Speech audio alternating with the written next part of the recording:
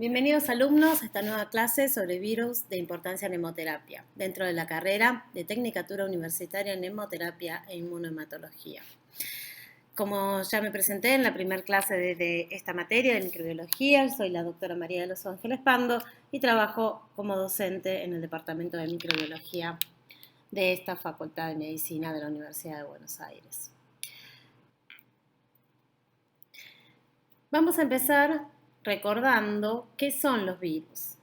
En la primera clase introductoria de esta materia, nosotros vimos que los virus son definidos como parásitos genéticos intracelulares obligados. Y esto significa que para poder generar progenie necesitan sí o sí ingresar a una célula de un hospedador para poder utilizar la maquinaria celular de dicha célula para generar copias genómicas y proteínas que darán lugar a las nuevas partículas virales. En esta diapositiva podemos observar una fotografía de microscopía electrónica donde vemos partículas virales brotando de una célula que fue infectada.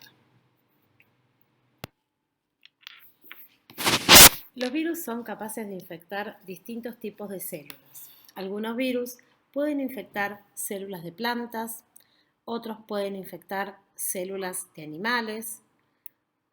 Dentro de los animales, algunos virus son capaces de infectar distintos rangos de animales.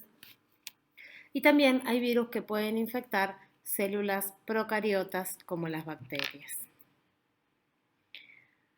Hay algunos virus que tienen una alta especificidad, es decir, que van a poder infectar un tipo de células muy acotado, y otros virus que pueden infectar distintos tipos de células e incluso distintos tipos de organismos, distintos tipos de animales, como podemos ver en la diapositiva, caso de dos ejemplos, el caso del virus Zika, el caso del virus ébola, que pueden infectar a distintos hospederos. Vamos ahora a comenzar a describir algunas características de la estructura viral. Como dijimos previamente, los virus pueden clasificarse en primera instancia como virus envueltos y virus desnudos. En esta diapositiva vemos algunos ejemplos de virus envueltos. Tenemos el caso del virus HIV y del virus influenza. Asimismo, estos virus, si bien presentan envoltura, poseen diversas características que los diferencian. Podemos ver que el genoma, en el caso del virus HIV, si bien es un genoma de RNA, tenemos dos cadenas que son idénticas. Se encuentra asociada a una enzima llamada transcriptasa reversa.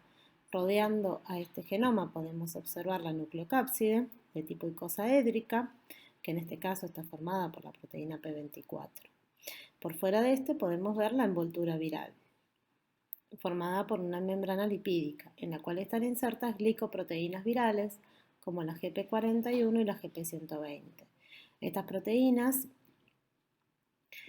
van a permitir al virus entrar a la célula del hospedero.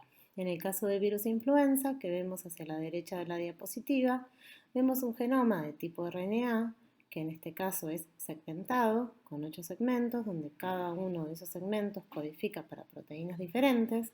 Por ejemplo, tenemos que alguno de estos segmentos codifica para la proteína hemaglutinina, otro para la neuraminidasa. La nucleocápside en este caso es de tipo helicoidal, donde las ribonucleoproteínas están constituidas por el genoma y las proteínas que recubren a ese genoma. Hacia afuera vemos la envoltura viral, donde se encuentran insertas una gran cantidad de proteínas virales. Es de destacar la presencia de hemaglutinina y de neuraminidasa. En esta diapositiva podemos observar dos ejemplos de virus desnudos. Tenemos el caso del rotavirus, hacia la izquierda de la diapositiva, y hacia la derecha el ejemplo de picornavirus. En el caso de rotavirus vemos que también tiene un genoma de tipo segmentado, en este caso de RNA de doble cadena, y protegiendo este genoma una nucleocápside de tipo icosaédrica que se caracteriza por tener 3 capas formadas por distintas proteínas, como la BP2, BP6, BP7. Hacia afuera, como espículas, aparece la proteína BP4. Esta proteína le va a permitir interaccionar con las células del hospedero.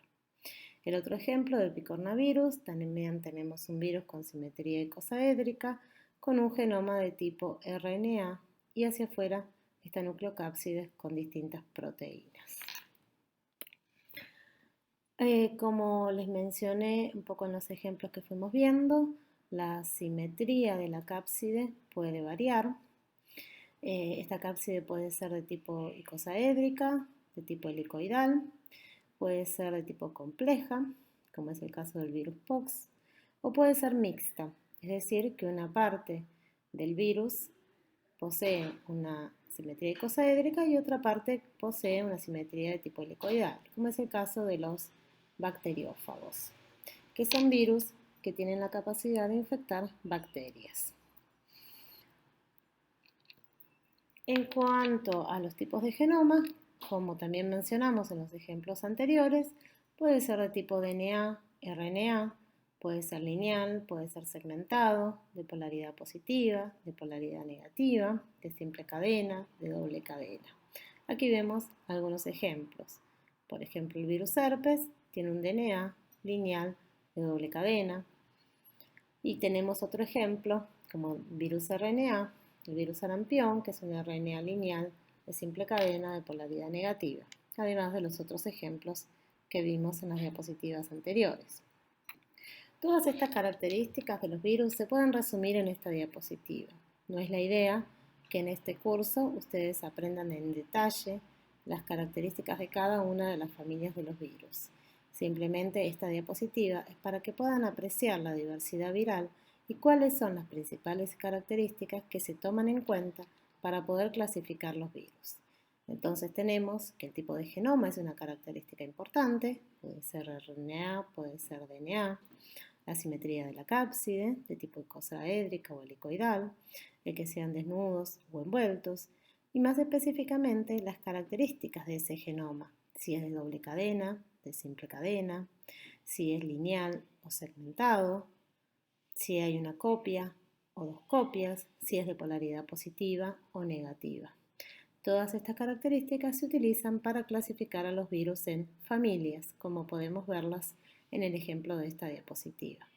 También pueden encontrar información en este cuadro sobre la presencia de polimerasas virales, sobre el diámetro del virión y sobre el tamaño del genoma. Vamos a ver ahora algunas características del ciclo de replicación viral. Básicamente, cuando un virus entra a una célula, tiene dos grandes objetivos para poder producir progenie de sí mismo. En primer lugar, tiene que generar copias del genoma y por otro lado, tiene que, a partir de RNA mensajero, sintetizar proteínas estructurales y no estructurales que forman parte de la partícula viral. Brevemente, durante el ciclo de replicación viral, el primer evento es el fenómeno de absorción, donde el virus se va aproximando a la superficie celular. Hay una unión de proteínas virales con receptores celulares específicos. Se produce la penetración del virus a la célula por distintos mecanismos. Posteriormente se da el fenómeno de desnudamiento, es decir, se libera de la nucleocápside el genoma viral para que a partir de este genoma se pueda dar la replicación del mismo y la síntesis de las proteínas virales, para posteriormente, una vez que tenemos proteínas virales y genomas virales, poder producir el ensamblaje de las nuevas partículas virales que van a salir de la célula infectada. Estos mecanismos que yo estoy resumiendo en esta diapositiva en realidad pueden tener muchas variantes acorde al tipo de virus del cual estemos hablando. En términos generales se dice que los virus que tienen genoma de tipo DNA van a hacer su etapa de replicación en el núcleo, mientras que los virus que presentan un genoma de tipo RNA van a producir su replicación en el citoplasma. Sin embargo, como pueden observar en la diapositiva, existen excepciones a esta norma. Para poder producir la síntesis de proteínas, independientemente de cómo sea el genoma viral, todos tienen que llegar a producir RNA mensajero. Para esto, los virus van a utilizar distintas estrategias acorde al genoma viral que presenten. Tenemos aquí entonces que aquellos virus que, por ejemplo, presenten un genoma de tipo DNA de doble cadena, van a poder, a partir del mismo, sintetizar el RNA mensajero.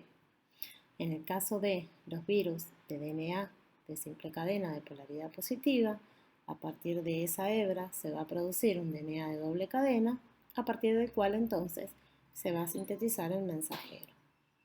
En el caso de los virus de RNA de doble cadena, a partir de ese directamente se va a sintetizar el mensajero.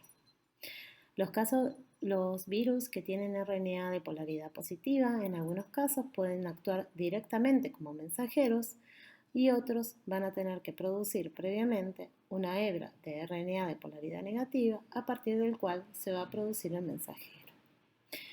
Hay algunos casos, sin embargo, de RNA de polaridad positiva que tienen que realizar un proceso de transcripción reversa, a partir del cual se va a generar DNA de doble cadena y a partir de ese el RNA mensajero. También hay algunos casos de virus que proceden un DNA parcialmente de doble cadena que tienen que pasar por un evento de transcripción reversa antes de producir el RNA mensajero. En esta diapositiva vamos a ver un ciclo de replicación viral completo. El ejemplo del virus de la inmunodeficiencia humana. Como podemos observar, aquí tenemos la partícula viral con su envoltura viral, con glicoproteínas que salen de la misma, las GP41, las GP120. Este virus se aproxima a su célula target, un linfocito TSD4, que tiene en su membrana plasmática dos moléculas que van a ser utilizadas como receptores, el CD4 y el receptor de quimoquinas CCR5.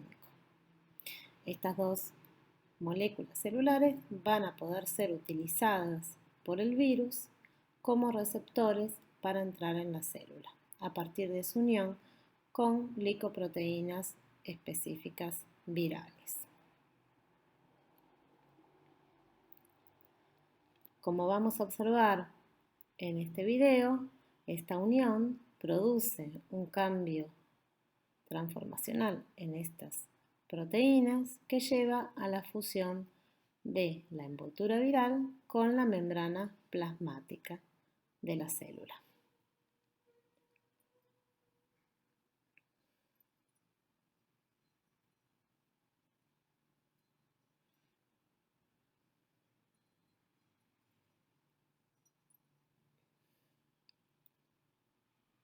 Una vez que la envoltura viral y la membrana plasmática se fusionan, se produce la entrada de la nucleocápside, el desnudamiento del genoma y las distintas enzimas. Tenemos la integrasa, la proteasa y la transcriptasa reversa con sus dos funciones, tanto de polimerasa como de ribonucleasa.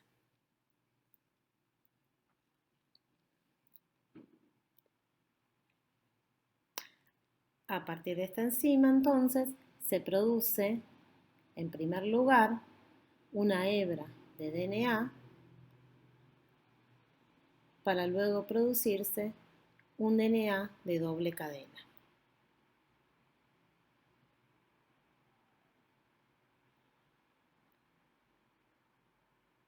Este DNA de doble cadena va a ser cortado en sus extremos por la integrasa y va a ser transportado al núcleo e integrado en el genoma celular. Posteriormente, a partir de este DNA viral integrado en el DNA celular, se van a producir los RNA mensajeros que, saliendo del núcleo al citoplasma, van a producir los distintos polipéptidos. Estos polipéptidos van a ser procesados por la proteasa para producir las distintas proteínas virales. Las distintas proteínas virales con las nuevas hebras de genoma van a producir las nuevas proteínas virales que van a salir por el fenómeno de brotación, llevándose como envoltura parte de la membrana plasmática celular.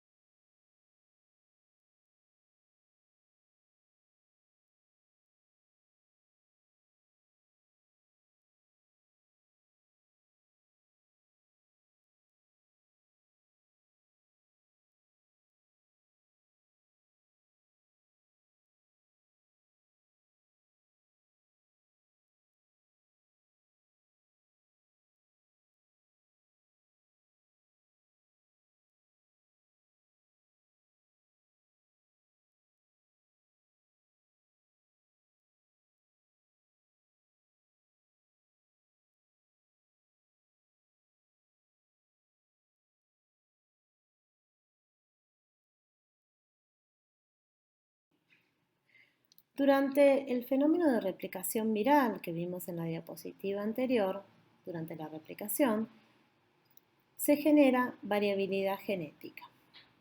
Esta variabilidad genética puede generarse por distintos mecanismos. Pueden ser de mutaciones puntuales, de lesiones de partes del genoma, inserciones o reasociaciones y recombinaciones. Las reasociaciones se dan cuando una misma célula es coinfectada con dos variantes virales que poseen genomas segmentados. En este ejemplo que vemos aquí en el esquema, tenemos una partícula viral cuyos genomas están ejemplificados con un color gris y otra partícula viral cuyos genomas están ejemplificados con color negro. Estos colores simplemente tratan de mostrar diferencias genéticas entre las dos cepas. Cuando una misma célula es infectada con dos variantes distintas a nivel de su genoma, luego de producirse la replicación viral en esa célula, vamos a tener, al momento de empaquetar las nuevas partículas virales, ambos tipos de segmentos. Entonces puede ocurrir que en ese empaquetamiento algunas partículas virales tengan genomas que provienen, partes de genomas que provengan de una partícula viral y parte de genoma que provengan de otra partícula viral. Como vemos en este ejemplo, la nueva partícula viral posee algunos segmentos de genoma de color gris y otros segmentos de color negro. Entonces, en esta partícula podemos decir que es una partícula que se generó por el fenómeno de reasociación. Este fenómeno tiene gran importancia en la generación de variantes en el virus influenza. Otro fenómeno que es importante, en este caso en el virus HIV, es el fenómeno de recombinación. También para que se dé este evento, tiene que producirse la coinfección de una célula con dos variantes virales que difieren en su genoma. En este ejemplo, una variante viral está ejemplificada con el genoma en color negro y la otra con el genoma en color rojo, produciéndose entonces un genoma recombinante que tiene parte de su genoma en color rojo y parte en color negro. Como les decía previamente, este fenómeno de variabilidad genética, el fenómeno de recombinación, es de gran importancia en el virus HIV. Aquí tenemos nuevamente algunos ejemplos en el caso de mutaciones puntuales y de recombinación.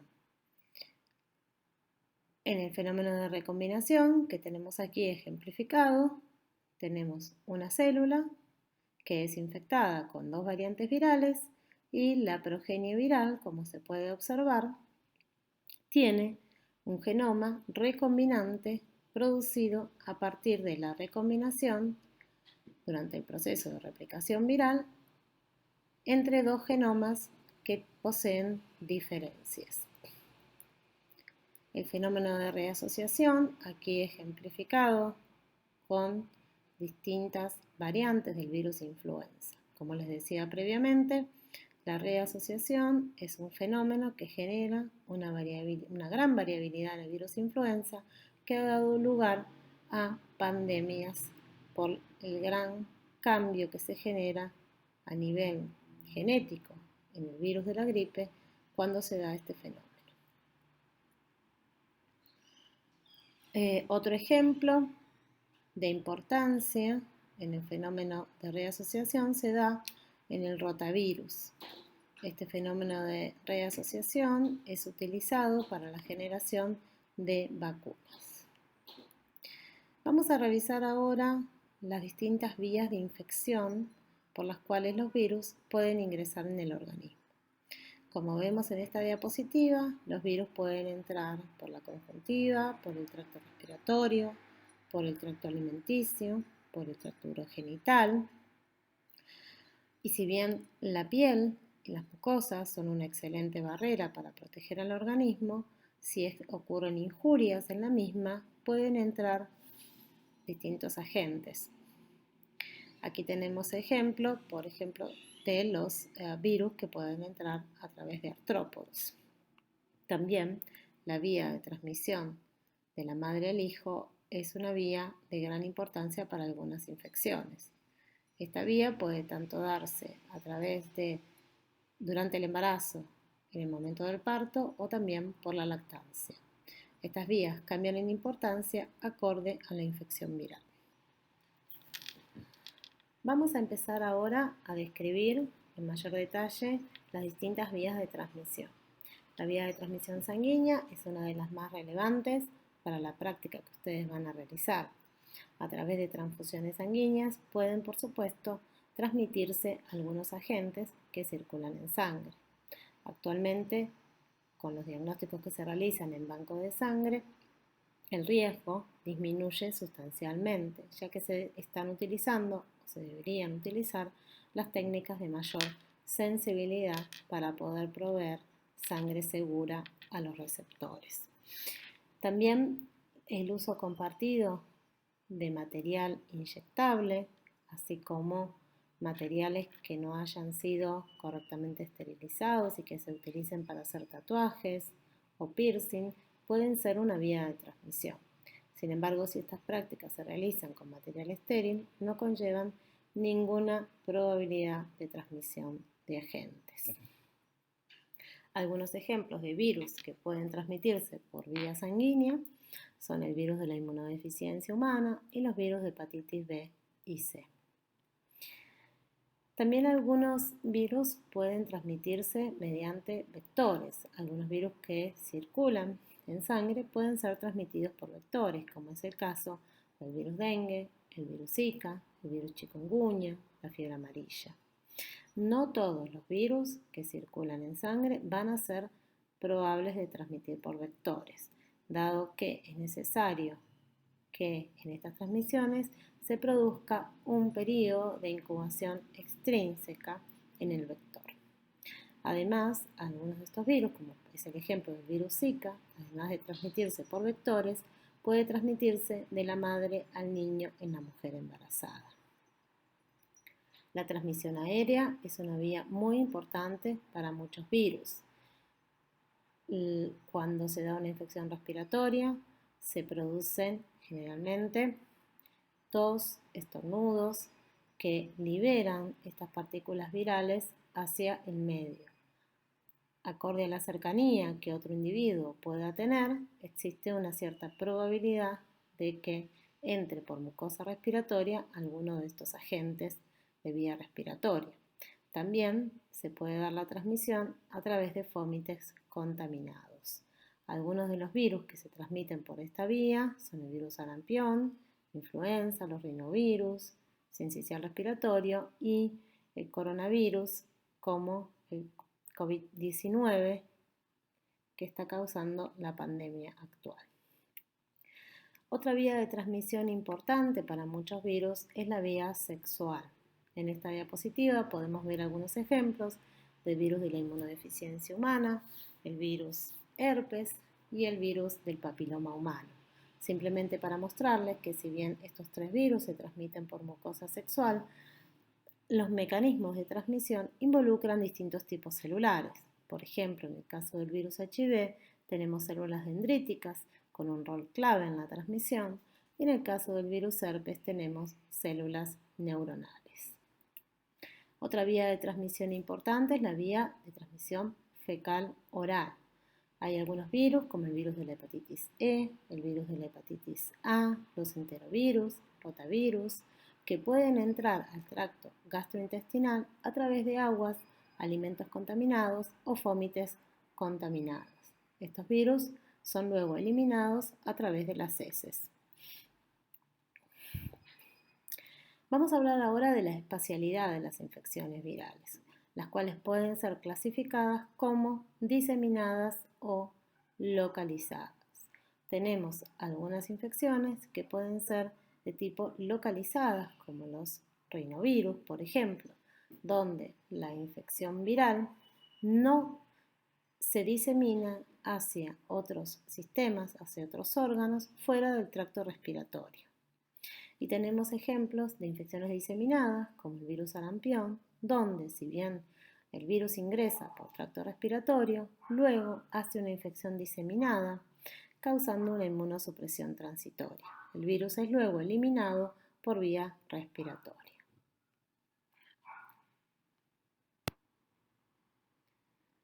En cuanto a la diseminación de los virus, como dijimos previamente, algunos hacen infecciones localizadas y otros se pueden diseminar. La mayoría de los virus se diseminan por vía hemática, es decir, que entran en el torrente sanguíneo y de ahí pueden diseminarse a distintos órganos blancos, como vemos en esta diapositiva del virus chikungunya. Algunos virus, además de alcanzar el torrente sanguíneo, pueden atravesar la barrera hematoencefálica y llegar al sistema nervioso central y transmitirse por otras vías, por ejemplo, a través de neuronas. Las infecciones pueden ser clasificadas también según la temporalidad, es decir, la duración de la misma. En términos generales podemos hablar de infecciones de tipo agudas y de infecciones persistentes. Las infecciones agudas son aquellas autolimitadas en el tiempo, es decir, que tienen un comienzo y un fin.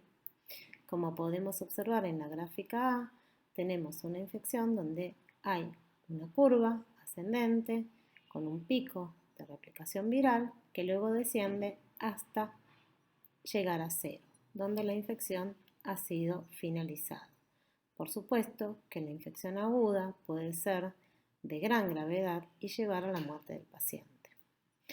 Por otro lado, tenemos infecciones persistentes.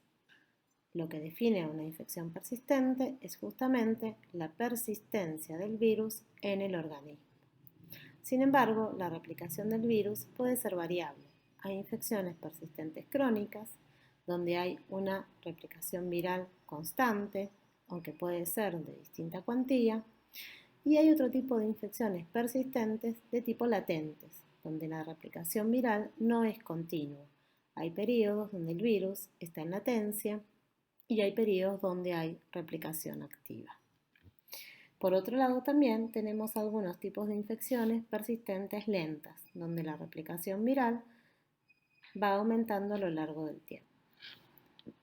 Como vimos en las gráficas anteriores, entonces, a las infecciones las podemos clasificar según temporalidad en agudas y persistentes. Aquí vemos dos ejemplos. El caso de la infección por el virus hepatitis A, donde vemos una típica infección aguda, y el caso de la hepatitis C, donde encontramos una infección de tipo crónica. Como vemos, simbolizado en la curva en color rojo, vemos el genoma viral en el suero del paciente. En el caso de hepatitis A, vemos que hay un pico al comienzo de la infección y que aproximadamente al mes y medio de infección, el virus es eliminado y no se observa replicación viral en el suero de ese paciente. Sin embargo, en la gráfica de hepatitis C, donde vemos una infección crónica, podemos observar que el virus hepatitis C, el genoma de este virus, se sigue observando a lo largo de los meses de infección. Por supuesto, en estos casos estamos hablando de un modelo de infección natural. Si nosotros agregamos terapéutica, estas curvas cambian y la infección por hepatitis C puede ser eliminada. Vamos a hablar ahora de algunas técnicas para el estudio de los virus. En este caso vemos una técnica de inmunomarcación, que básicamente consiste en la unión del antígeno con el anticuerpo. Esta técnica de inmunomarcación puede ser utilizada tanto para hacer un diagnóstico de tipo directo como indirecto. Es decir, si nosotros tenemos un soporte con antígeno específico pegado, si a eso incubamos una muestra de un paciente, si la muestra del paciente tiene anticuerpos contra esos antígenos virales, estos se unirán y posteriormente, al revelarlo con otro anticuerpo marcado, podemos observar una inmunomarcación. De lo contrario, si tenemos un soporte que tiene anticuerpos específicos y nosotros incubamos eso con un plasma de un paciente, si el plasma del paciente tiene antígenos que se unan a esos anticuerpos, luego lo vamos a revelar con un anticuerpo marcado con un conjugado. En el primer caso, vamos a estar hablando de un diagnóstico de tipo indirecto, ya que estamos detectando anticuerpos en el suero del paciente. En el segundo caso, estamos hablando de un diagnóstico de tipo directo, ya que estamos detectando antígenos en el suero del paciente. Estas inmunomarcaciones pueden revelarse de distintas formas, pueden tener distintas conformaciones. La más conocida es una técnica de ELISA, pero también tenemos algunas inmunomarcaciones como la inmunoperoxidasa y la inmunofluorescencia. Otra forma de poder describir los virus es visualizarlos al microscopio electrónico. Esto nos permite ver la ultraestructura viral. En la diapositiva podemos observar una foto de un microscopio electrónico y algunas fotos de algunos ejemplos de virus, como el caso del virus influenza, el virus ébola y el virus de la hepatitis B. Esta técnica es muy utilizada para poder describir la estructura viral, pero de ninguna manera es utilizada como diagnóstico virológico. Otra forma de estudiar los virus es ver cómo son sus proteínas. Las proteínas de un virus pueden caracterizarse a partir de la técnica de Western blot.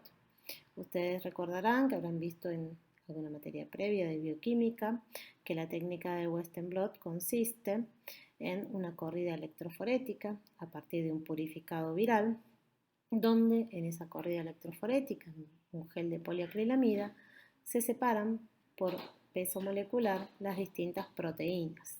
Podemos observar entonces en esa tira de nitrocelulosa las bandas presentes de las distintas proteínas separadas por peso molecular del virus de la inmunodeficiencia humana. Es importante recalcar que para diagnóstico virológico de pacientes se utiliza la técnica de Western blot, pero no para identificar las proteínas estructurales en el suero de un paciente, sino para identificar los anticuerpos. Simplemente se utilizan tiras de nitrocelulosa compradas en la industria que traen pegadas las proteínas virales y esas tiras de nitrocelulosa con las proteínas virales son incubadas con los sueros del paciente para que si el suero del paciente posee anticuerpos específicos contra dichas proteínas, al unirse y luego revelarlos con anticuerpos marcados, podamos ver si el paciente tiene entonces anticuerpos específicos contra determinadas proteínas. Esta técnica que les describí es utilizada para diagnóstico en los pacientes con infección por HIV. Otra técnica que se usa para identificar ácidos nucleicos y para poder caracterizarlos en los virus es la técnica de amplificación de genoma por reacción en cadena de la polimerasa, conocida como PCR. A partir de diversas muestras puede realizarse una extracción de ácidos nucleicos. Dentro de las muestras más utilizadas es, por ejemplo, una muestra de sangre periférica, aunque también pueden utilizarse otros fluidos provenientes de aspirado nasofaringio, líquido cefalorraquídeo. También puede utilizarse a partir de hisopados de lesiones o puede también utilizarse biopsias de tejidos. También, por supuesto, puede realizarse a partir de un cultivo viral, del sobrenadante o de las células de un cultivo viral que hayamos infectado.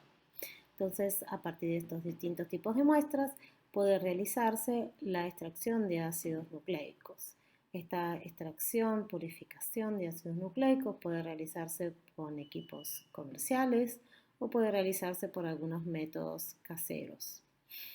Una vez que tenemos los ácidos nucleicos purificados, se realiza la técnica de amplificación genómica por PCR.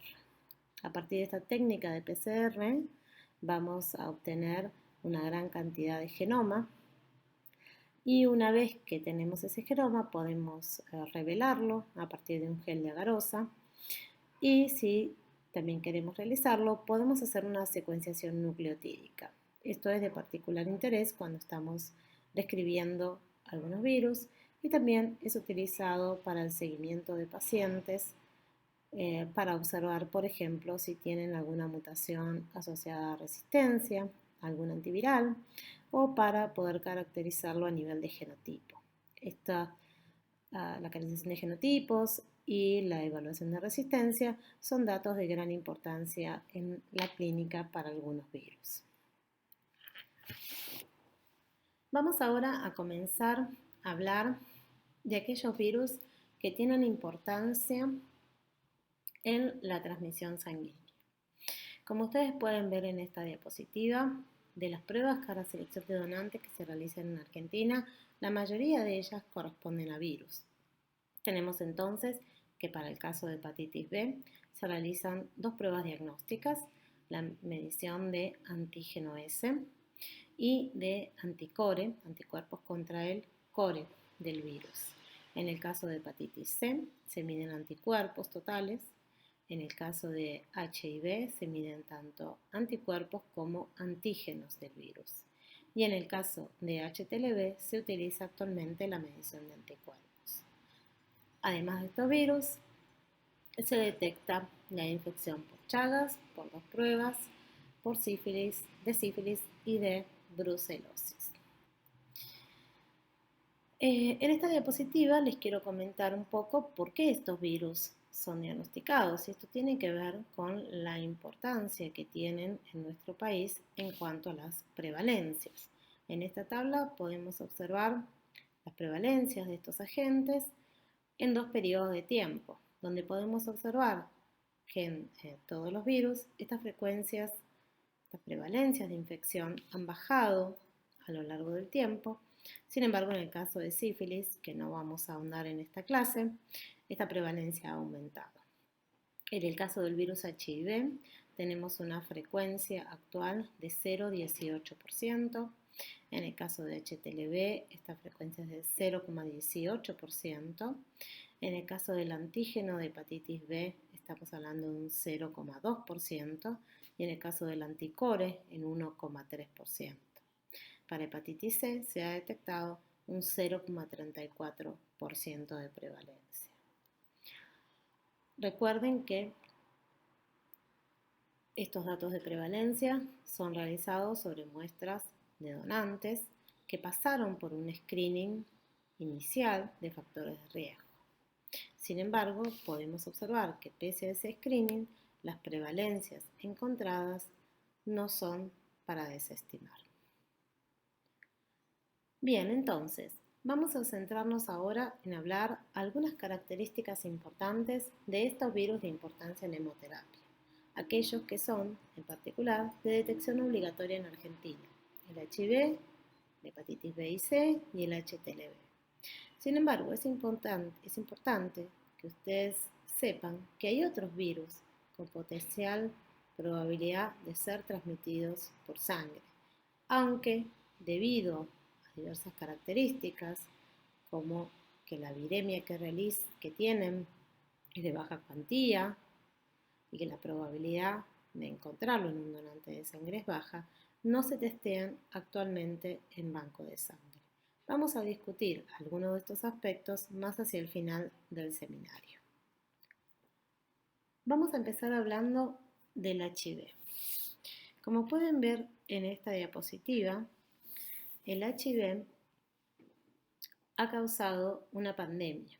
Actualmente existen en el mundo cerca de 38 millones de personas viviendo con el virus y durante el último año se han infectado aproximadamente 1,7 millones, habiendo muerto en ese mismo periodo aproximadamente más de 750.000 personas.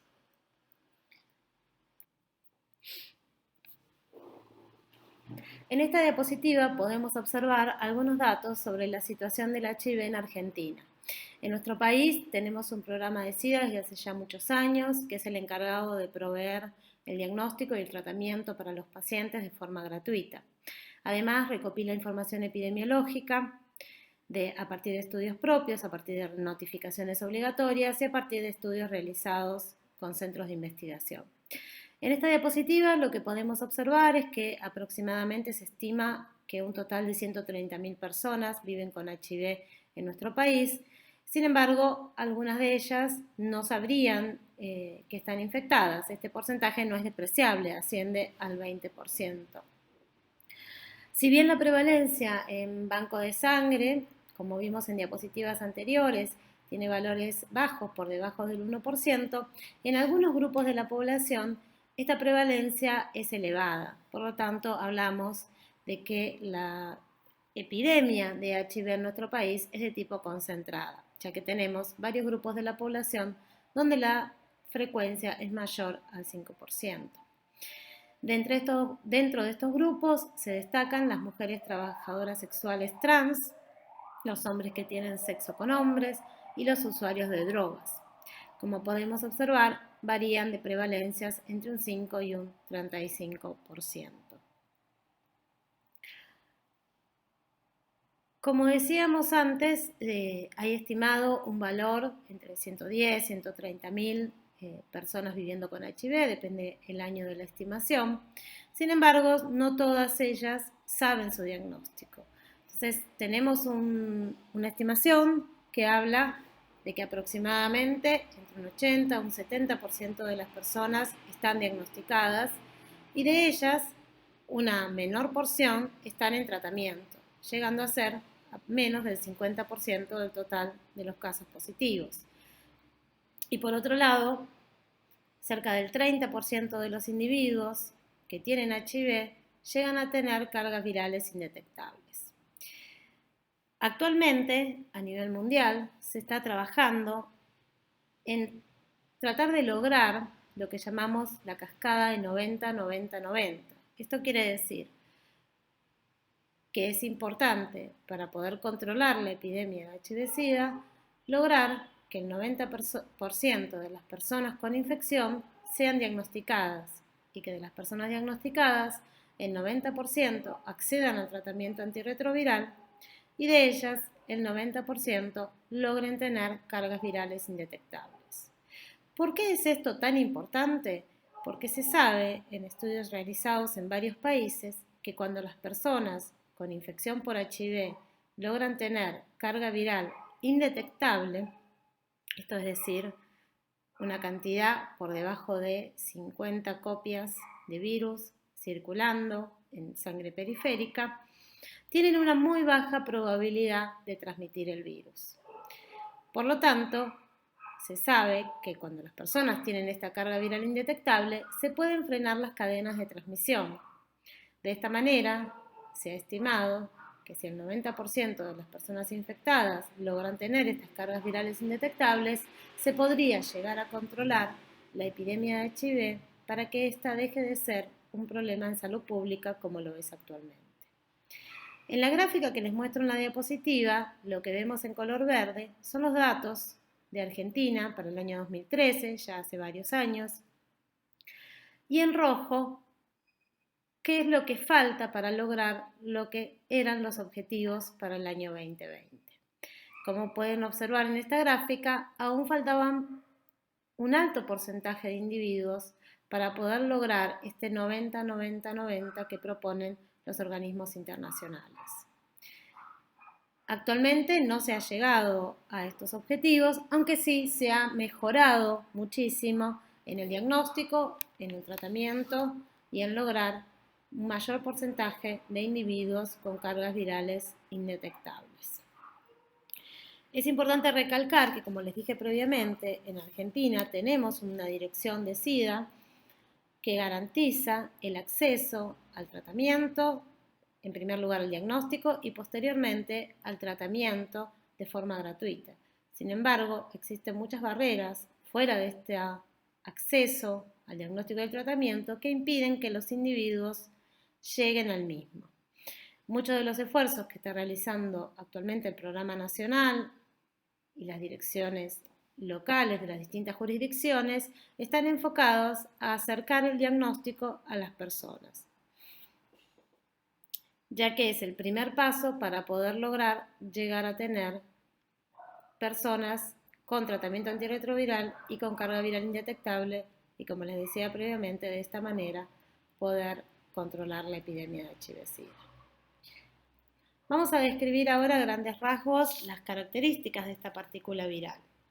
Como podemos observar en la diapositiva, este virus presenta un genoma de tipo RNA, 2 hebras, que son copias de sí mismas.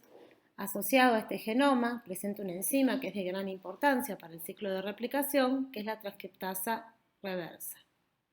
Rodeando este genoma se encuentra la nucleocápside, de simetría icosaédrica, formada por el antígeno P24. Este antígeno P24 tiene gran relevancia porque es utilizado para el diagnóstico.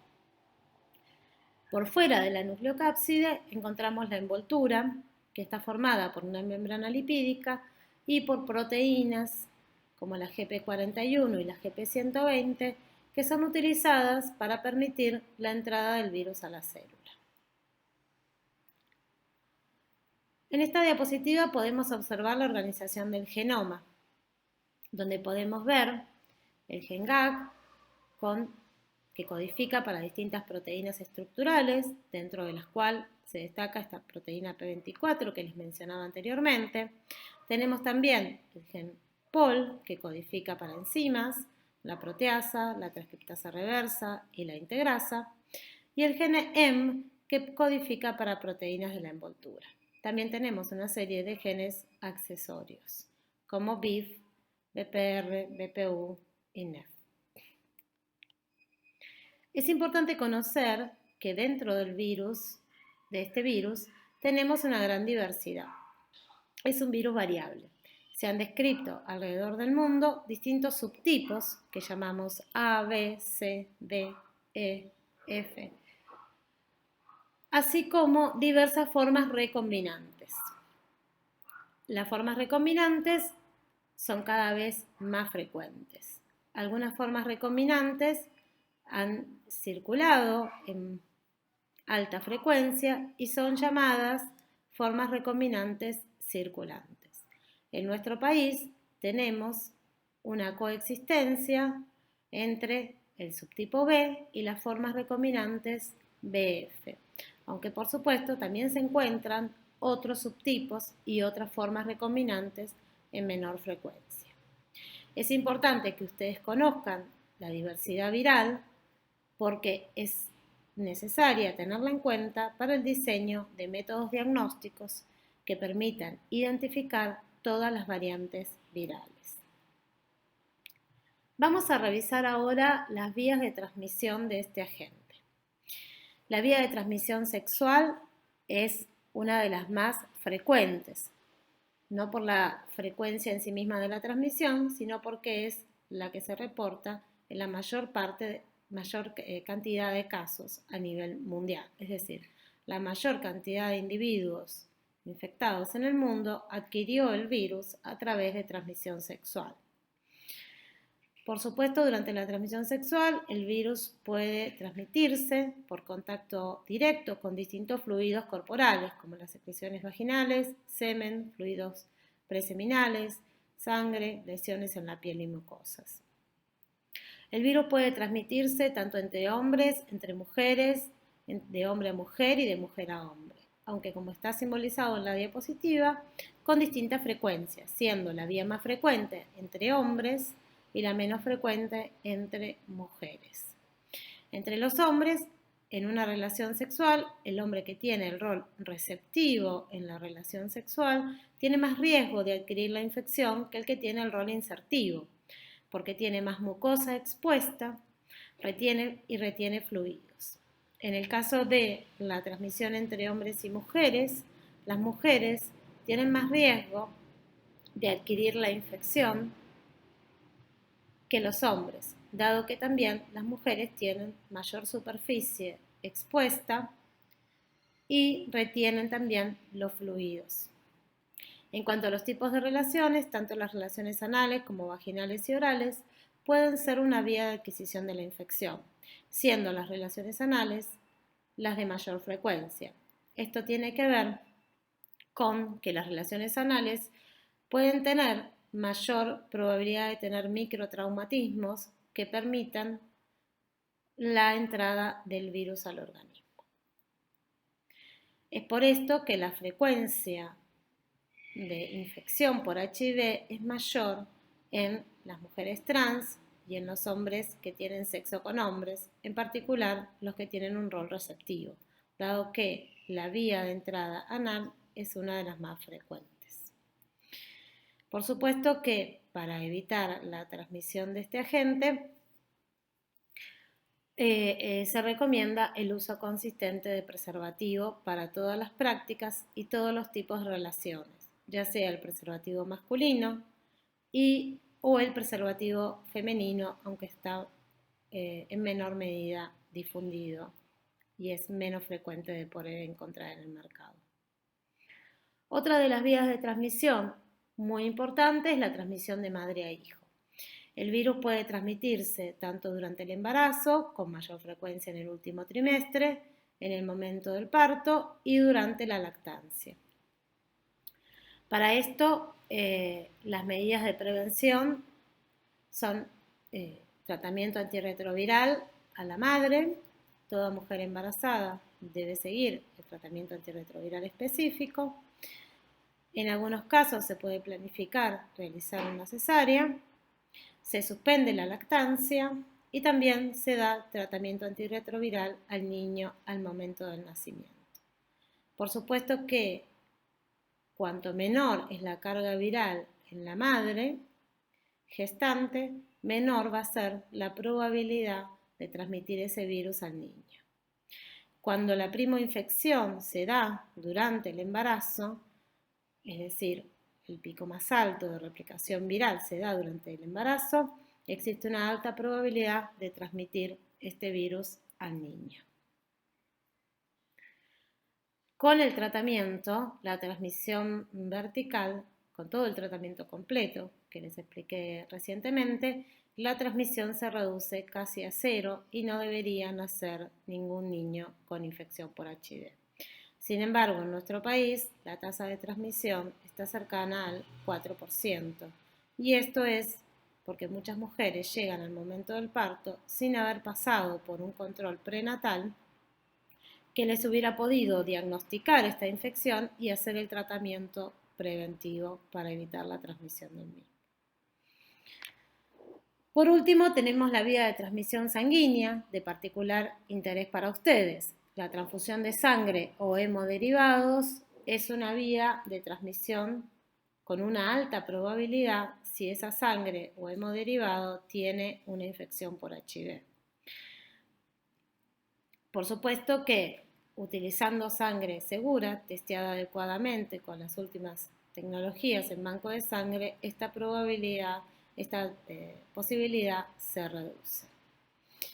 La injuria con elementos contaminados es una vía de transmisión que tiene variantes acorde a cómo sea ese accidente. No es lo mismo lastimarse con un material que puede estar contaminado, pero de una forma superficial, que por ejemplo una lastimadura con una aguja hueca que contiene sangre y en ese accidente se llega a inyectar en el accidentado sangre contenida en la aguja.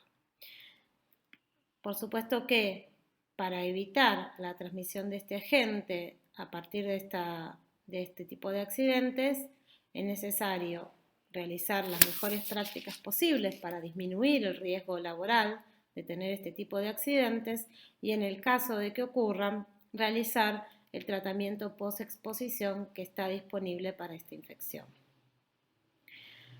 Otra de las vías importantes de transmisión sanguínea es el uso compartido de material inyectable en la práctica del uso de drogas. Por supuesto que en sí mismo el uso de drogas no conlleva ningún riesgo para esta transmisión, pero sí el compartir el material. Por lo tanto, a lo que se apunta en este tipo de población usuaria de drogas inyectables es en lo que se llama la reducción de riesgos, que es que si van a utilizar drogas inyectables, no compartan los materiales, ni las agujas, ni las jeringas, ni los materiales que utilizan para realizar las mezclas o disoluciones de las drogas. Vamos ahora a revisar el ciclo de replicación de HIV. Como podemos visualizar en la diapositiva, tenemos el virus, que es un virus envuelto, como vimos previamente, con las espículas formadas por las glicoproteínas GP120 y GP41. Estas proteínas se van a unir a los receptores celulares, principalmente en linfocitos TCD4. Como podemos ver, estos receptores son el CD4 y el receptor de quimoquina CCR5. Esta fusión lleva a un cambio conformacional, a la fusión de las membranas, de la membrana celular con la envoltura lipídica del virus. Se introduce la nucleocápside en el citoplasma celular, se produce el desnudamiento del genoma y a partir de este genoma, que es RNA, se produce por transcripción reversa DNA.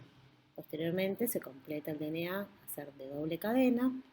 Este DNA es transportado al núcleo, en el núcleo se integra al DNA celular y a partir de ese DNA viral integrado al DNA celular se produce la transcripción y fuera del núcleo, el citoplasma, se producen las distintas proteínas. Entonces, a partir de las distintas proteínas producidas y de los nuevos genomas generados, se produce el ensamblaje de las nuevas partículas virales que van a salir de la célula por el proceso de brotación, adquiriendo una envoltura viral a partir de la membrana plasmática celular.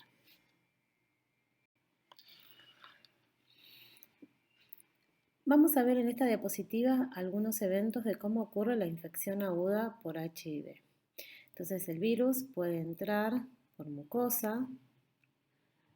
A nivel de mucosa, las células dendríticas juegan un rol muy importante transportando el virus. Son infectados entonces los linfocitos T CD4. Se produce la propagación local en estas células, en los linfocitos TCD4, diseminación en ganglios linfáticos, para posteriormente producir una diseminación sistémica y el establecimiento en reservorios. En la historia natural de la infección por HIV, esto se refiere a cómo se desenvuelve la infección naturalmente, sin la intervención de terapeuta. Por supuesto que si a estas condiciones le ponemos terapéutica, varias de estas etapas van a cambiar en su evolución. Lo vamos a ver un poco más adelante. Cuando el paciente recién se infecta, hay una gran cantidad de título viral, que lo vemos en la gráfica superior en una línea en rojo. Vemos que hay un pico de carga viral. Esto es la cantidad de virus circulando en sangre periférica. vemos que luego de una cantidad de días, semanas, este pico de carga viral disminuye naturalmente hasta niveles un poco más bajos que los que adquirió en el pico de la primoinfección. A niveles un poco más bajos se mantiene a lo largo de varios años para luego, en la etapa final de la enfermedad, la etapa que llamamos de SIDA, elevarse nuevamente. Asimismo, vemos en la gráfica inferior cómo es el nivel de los linfocitos TSD4, principal célula que infecta este virus. Vemos que al mismo tiempo que aumenta la cantidad de virus en sangre, disminuye la cantidad de células CD4 a nivel de sangre periférica. Y que cuando los niveles de carga viral empiezan a disminuir después de un par de semanas de la infección, los niveles de CD4 se restablecen a niveles un poco más bajos que los originales. Y así como a lo largo de varios años la carga viral lentamente comienza a aumentar, la cantidad de linfocitos TCD4 en sangre periférica va decayendo para decaer más abruptamente luego de varios años en la etapa de SIDA. Si nosotros en este paciente pusiéramos medicación antirretroviral, por supuesto que estos parámetros se alteran sustancialmente. Si logramos medicar al paciente en el periodo de primoinfección, esa carga viral puede ser menor. Y si medicamos al paciente luego de ese periodo, cuando está en la etapa asintomática, podríamos decir, de la infección, en la etapa media de la gráfica, podemos llegar a valores de carga viral indetectables. Esto quiere decir valores muy bajos de cuantía de virus en sangre periférica, que disminuye muchísimo la probabilidad de transmitirlo a otro individuo. Al mismo tiempo que con medicación, con tratamiento antirretroviral, bajan los niveles de carga viral plasmática, también se empiezan a recuperar los niveles de células TCD4 en sangre periférica, llegando a valores muy cercanos a los normales.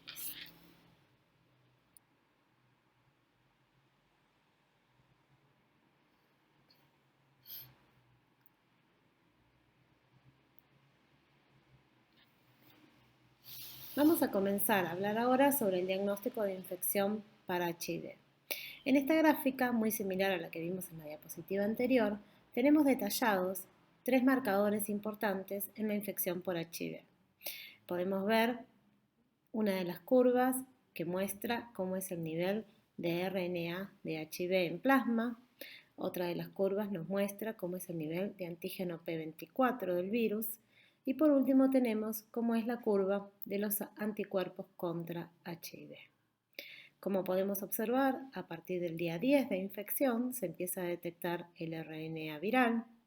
A partir del día 15 aproximadamente se puede detectar el antígeno P24 en el plasma del paciente. Y a partir del día 22 aproximadamente se pueden detectar los anticuerpos contra el virus. Estos marcadores han sido ampliamente utilizados para el diagnóstico desde los comienzos. Sin embargo, las técnicas que se han utilizado han ido variando en cuanto a su sensibilidad y especificidad. Como podemos observar en la gráfica, los test de primera generación, que básicamente detectaban anticuerpos en el suero del paciente, lo podían hacer a partir de los niveles que se adquieren en el día 60 de la infección. Sin embargo, posteriormente se pudieron desarrollar técnicas más sensibles que empezaron a poder detectar el nivel de anticuerpos cuando estos tenían valores más bajos, aproximadamente a los 40 días de infección. Posteriormente, los test de tercera generación empezaron a poder detectar la infección en los días más cercanos a la infección, aproximadamente cerca del día 20, cuando los niveles de anticuerpos eran bastante bajos. Las técnicas actuales son llamadas técnicas de cuarta generación y ya no solo detectan anticuerpos, sino que detectan antígenos, permitiendo de esta manera poder identificar a un paciente con infección por HIV aproximadamente a partir de los 15 días de infección, cuando ya tenemos antígeno P24 circulante. Además de las técnicas de ELISA, que permiten detectar esos comienzos anticuerpos y actualmente también la presencia. Vamos a ver ahora los distintos algoritmos diagnósticos que pueden ser utilizados dependiendo el lugar donde se realice el diagnóstico. A fin de tratar de ampliar la opción diagnóstica y poder identificar a todos los pacientes con infección por HIV, se ha comenzado a utilizar hace muchos años los test rápidos para HIV. Los test rápidos se están empezando a utilizar en centros de testeo fuera del ámbito hospitalario. Muchos de estos están en pequeños centros de salud o algunos en organizaciones de la sociedad civil que trabajan con poblaciones vulnerables. La idea de estos test es que puedan ser realizados por personal entrenado, pero que no necesita un entrenamiento bioquímico o técnico en particular. Además, se utiliza un mínimo equipamiento, como vamos a ver en otras diapositivas. En los lugares que realizan el test rápido, este test rápido que puede ser tanto con punción digital o puede ser con una muestra de mucosa en saliva, pueden arrojar un resultado negativo o pueden dar un resultado reactivo, que significa un positivo preliminar para anticuerpos de HIV. El test rápido negativo no necesita un estudio confirmatorio. Sin embargo, el estudio positivo preliminar sí necesita ser derivado a un centro de salud para que le realicen las pruebas confirmatorias que vamos a ver en otra diapositiva. Si bien el test rápido negativo no necesita ser confirmado por una técnica de laboratorio, tiene que ir acompañado de un correcto aconsejamiento para, en caso de que el paciente, el individuo que se testeó, tuvo un resultado negativo, si tuvo un factor de riesgo hace menos de un mes, que es lo que se considera para estos test rápidos como el periodo en que puede dar negativo aún estando infectado, es necesario recomendarle al individuo que se repita el test.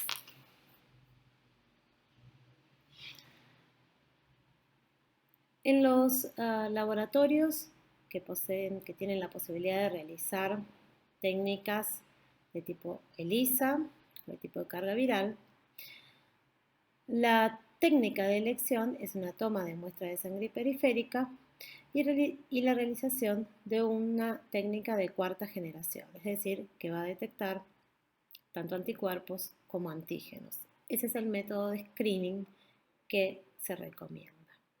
Si el paciente da negativo para esta técnica, se considera negativo para la infección por HIV. Por supuesto, el médico al momento de entregar el resultado debe dar las mismas recomendaciones que las realizadas para el test rápido, como explicamos en la diapositiva anterior. Si esta técnica de screening de cuarta generación da un resultado reactivo, la misma debe ser confirmada por otra técnica. Clásicamente se viene utilizando desde hace muchos años la técnica de Western blot, que puede arrojar un resultado positivo o un resultado negativo o, en muy pocos casos, por algunas características particulares, un resultado indeterminado. El resultado negativo es concluyente para decir que el paciente no tiene infección por HIV.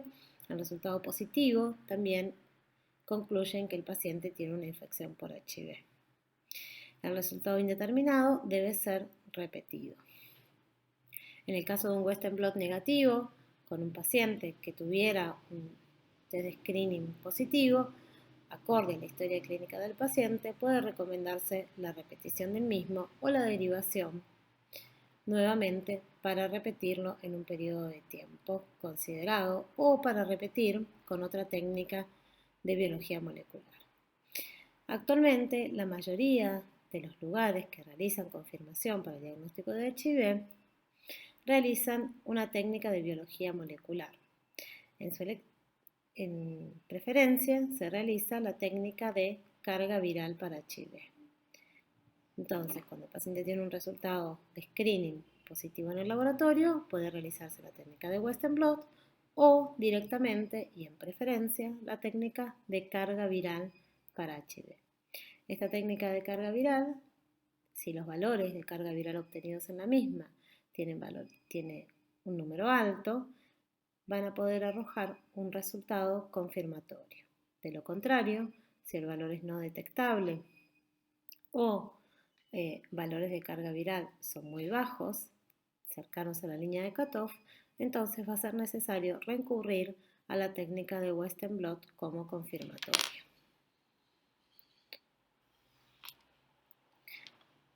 En los niños nacidos de una mujer con infección por HIV, no es posible realizar una técnica serológica que me detecte anticuerpos, ya que el virus puede pasar o no de la madre al niño, pero los anticuerpos van a pasar inexorablemente en todos los casos. Por lo tanto, si realizamos un estudio de anticuerpos a un niño nacido de una mujer con infección por HIV, todos los niños van a dar un resultado positivo, estén infectados por el virus o no. Por esto es que es necesario a un niño nacido de una mujer con infección por HIV realizarle un diagnóstico de tipo directo. El método de elección actualmente es realizar una técnica de biología molecular, en preferencia directamente la carga viral plasmática. Si esta carga viral plasmática da un valor negativo indetectable, es necesario repetir la muestra. En el algoritmo que ustedes tienen en la diapositiva pueden ver dos opciones dependiendo el momento en que se toma la primera muestra.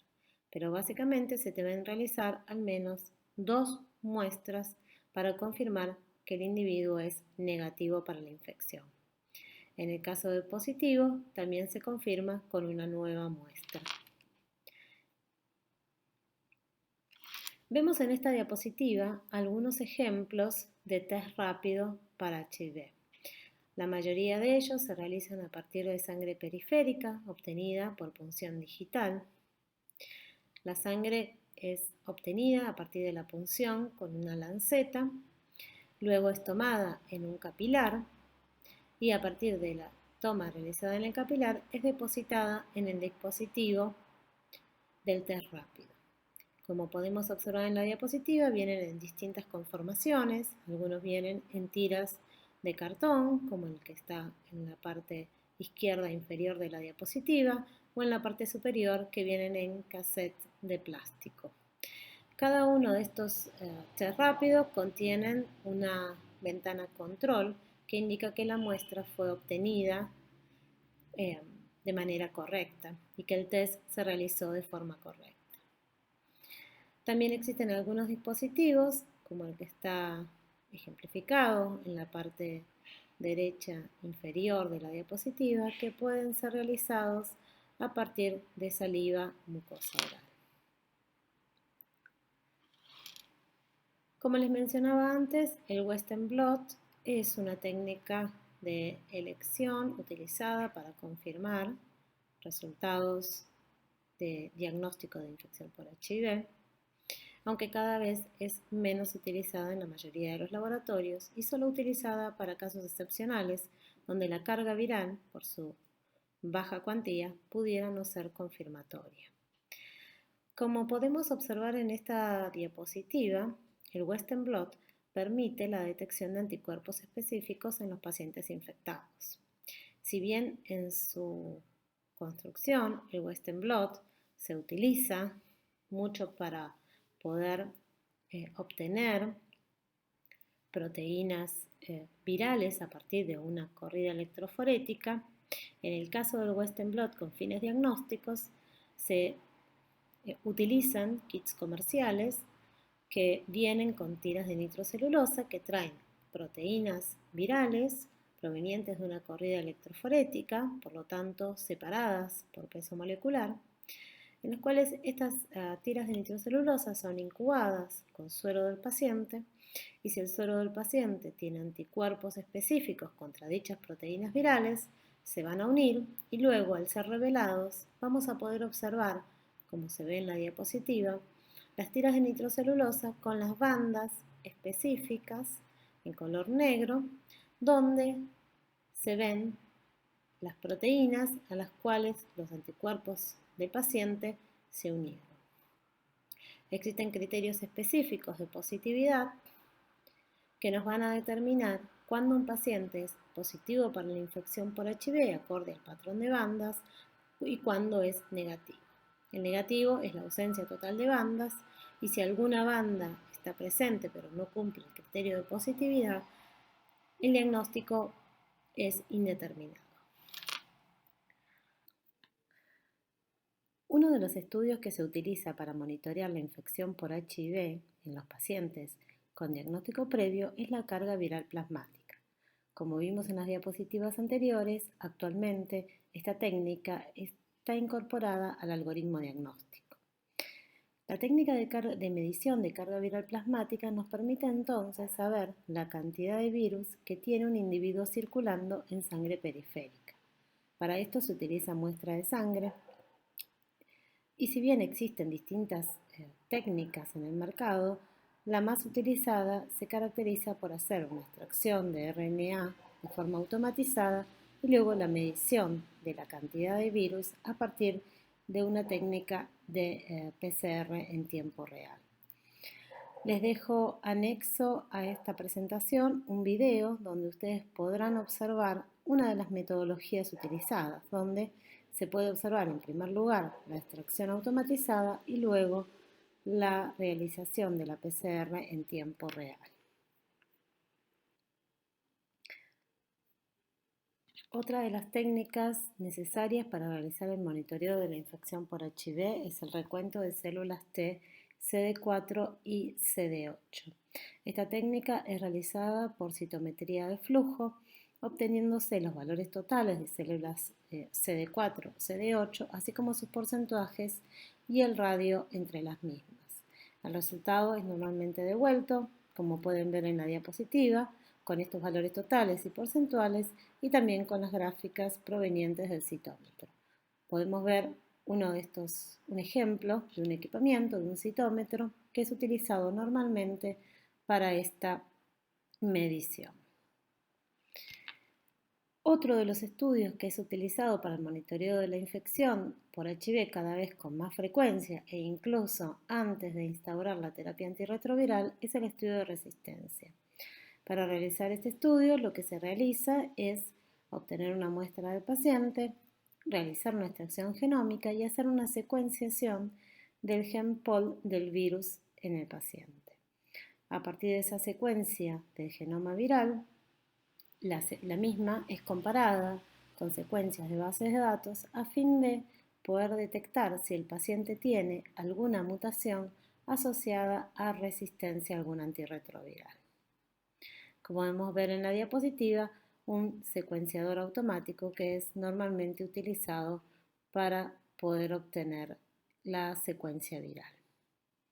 Esta técnica, como les decía, puede ser realizada durante el tratamiento de los individuos, en particular cuando los pacientes no responden al tratamiento, es decir, cuando están bajo tratamiento antirretroviral, pero la carga viral de los mismos no baja a los niveles esperables, entonces podemos estar frente a la presencia de alguna mutación asociada a resistencia. En esos casos es necesario realizar esta técnica para poder así cambiar la terapéutica.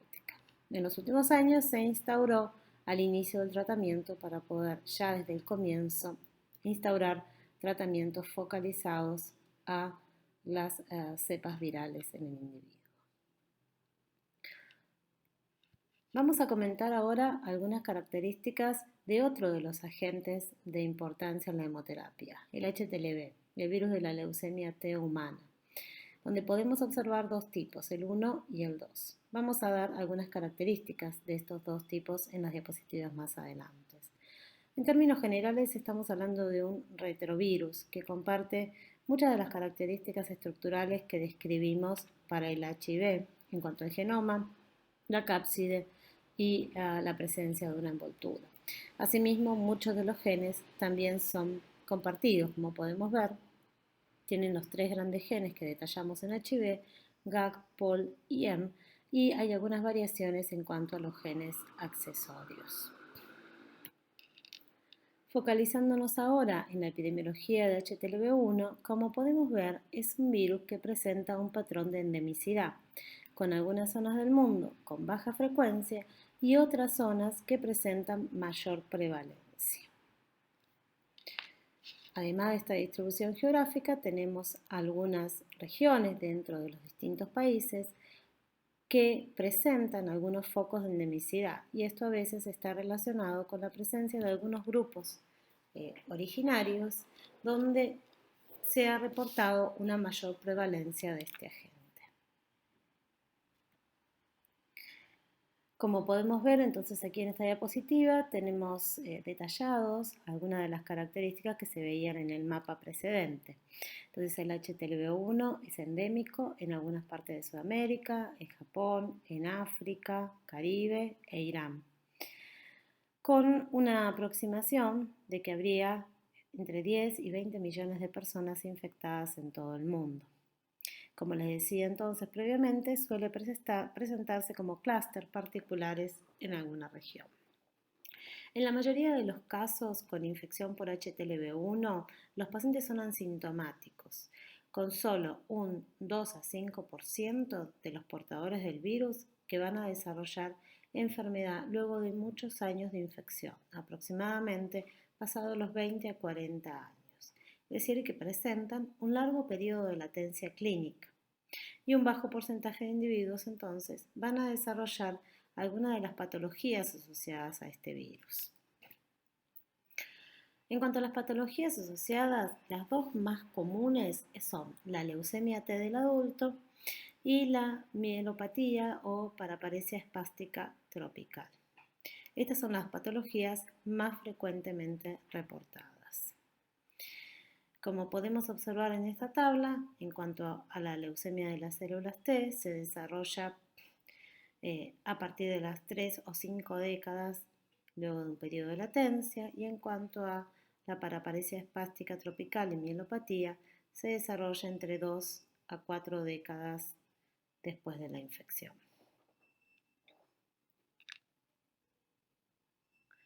Un dato muy importante en cuanto a las patologías asociadas al HTLV1 es que no existe una terapia adecuada y en la mayoría de los casos solo se dan algunos tratamientos paliativos relacionados no con el virus, sino con las patologías que produce. En cuanto al pronóstico de estas enfermedades, en el caso de la leucemia T del adulto,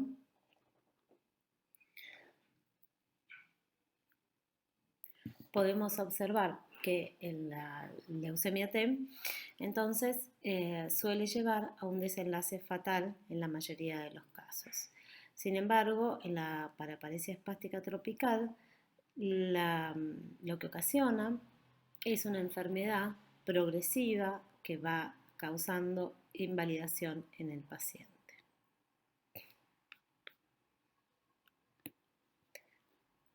En esta diapositiva tenemos entonces algunas características más de estas dos patologías asociadas en cuanto a la leucemia T del adulto. Como vimos previamente, tiene un periodo de latencia muy largo, entre 20 y 50 años. Lo que ocurre es una linfoproliferación descontrolada, tiene una altísima mortalidad. Se produce una invasión de órganos con una poliadenopatía, hepatoesplenomegalia, lesiones cutáneas, y hay un compromiso del sistema inmune que puede llevar a infecciones oportunistas. En cuanto a la mielopatía asociada al HTLV y la paraparesia espástica tropical, tiene un periodo de latencia largo, aunque un poco más corto que la leucemia, que va de los 15 a los 20 años. Ocurre una destrucción celular, una inflamación, y lo que si bien no es una patología que lleve a una alta mortalidad inmediata como la leucemia, sí lleva a una invalidez, disminuyendo así de esta manera la sobrevida. Es una enfermedad entonces neurológica progresivamente invalidante. Cuando este agente, el HTLV1, es adquirido luego de una transfusión sanguínea o un trasplante de órganos, en la latencia, que como pudimos observar previamente es muy larga, más de 10, 20 años, en realidad se acorta a pocos meses por el gran inóculo que ha recibido ese paciente.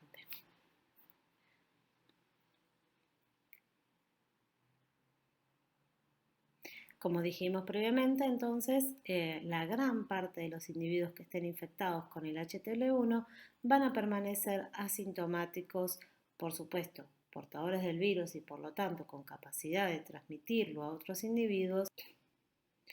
La vía de transmisión de madre a hijo es muy importante, focalizándose principalmente en la lactancia materna. Este virus entonces puede ser transmitido tanto de vía sexual, vía parenteral, por ejemplo por el uso de drogas inyectables, pero está muy asociado a la vía de transmisión vertical y en particular a la lactancia materna. Dentro del HTLV1 podemos encontrar cierta diversidad. Como podemos ver en el mapa, existen distintos subgrupos y dentro de esos subgrupos y subtipos. Dentro del subtipo A, cosmopolita, encontramos distintos subgrupos y podemos también observar distintos subtipos. Si bien esta diversidad viral no está asociada a patogenia, sí debe ser tenida en cuenta para los métodos diagnósticos, ya que los mismos, especialmente los confirmatorios, se basan en técnicas de biología molecular. Con respecto al HTLV2, naturalmente es endémico en ciertas poblaciones de amerindios y de pigmeos de África y hasta el momento no se ha asociado a ninguna patología específica.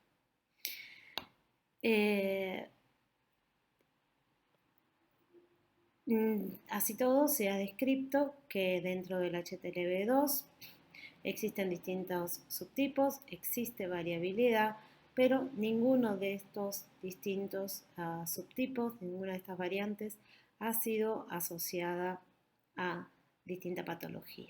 Sí existen los distintos subtipos en distintas poblaciones o regiones geográficas.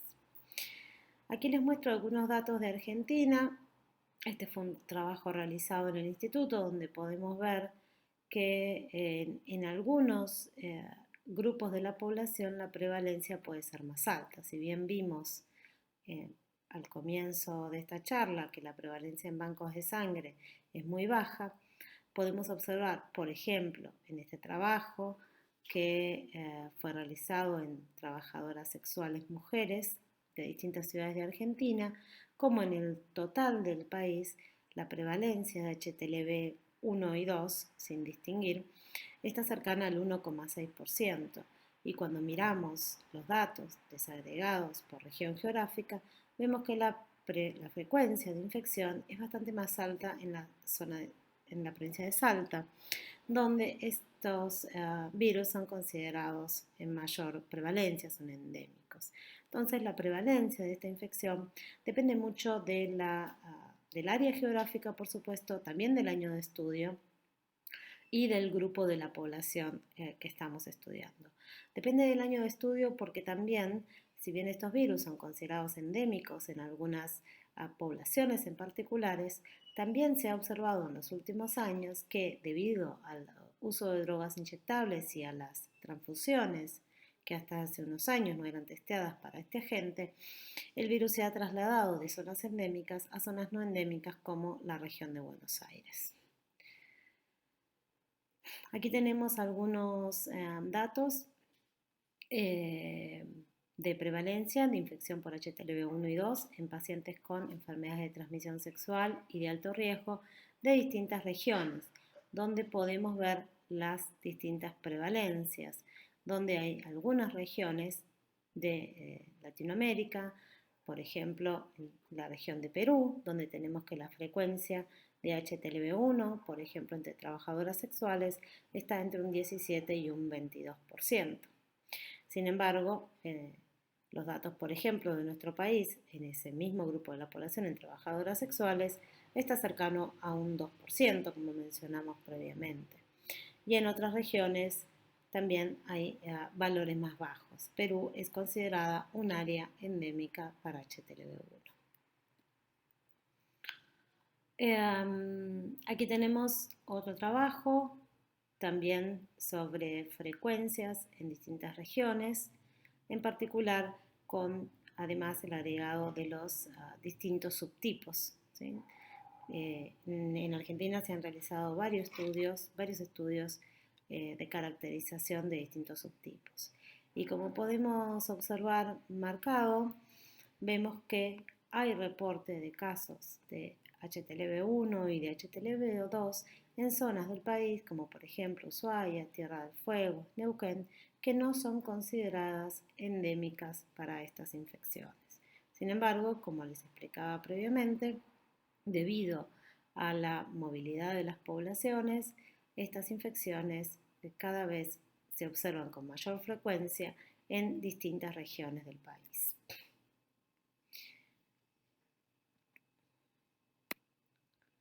Bien, con respecto al diagnóstico, generalmente se realiza un estudio de tamizaje que puede consistir en una técnica de ELISA o una técnica de aglutinación de partículas y a partir de un tamizaje no reactivo se informa como negativo.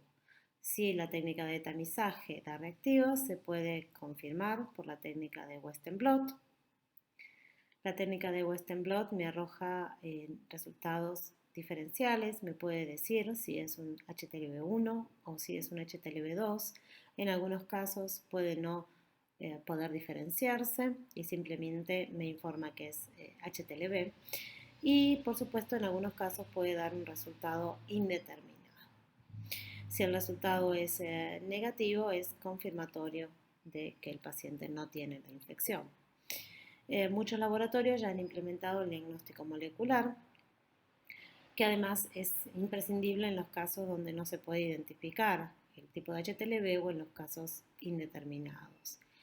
El diagnóstico molecular se realiza por una técnica de PCR anidada, donde se puede caracterizar si es de tipo HTLV1 o HTLV2 con mayor precisión.